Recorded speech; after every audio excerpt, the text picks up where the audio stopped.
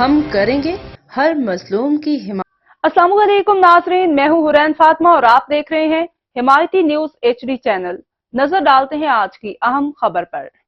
گیپکو نارروال کی بڑی کارروائی، بجلی چوری کرتے ہوئے گاؤں کی بااثر شخصیت رنگے ہاتھوں گرفتار۔ نارروال گیپکو کی ٹیم نے نارروال میں ایک اہم کارروائی کرتے ہوئے بجلی چوری کے خلاف کامیاب قدم اٹھایا۔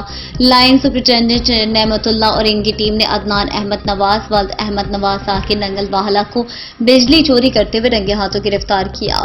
تفصیلات کے مطابق گیپکو کی ٹیم نے عدنان احمد کے خلاف بجلی چوری کے الزام میں FIR درج کرائی اور قانون کے مطابق کارروائی کی۔ میٹر انسپکٹر اصغر ورق نے عدنان احمد پر بھاری جرمانہ عائد کیا اور 2000 یونٹ کا اضافہ کرتے ہوئے قانونی تقاضے پورے کیے۔ لائن سپرنٹینڈنٹ نعمت اللہ اور میٹر انسپکٹر اصغر ورق نے اس موقع پر کہا کہ بجلی چوری کسی بھی صورت برداشت نہیں کی جائے گی۔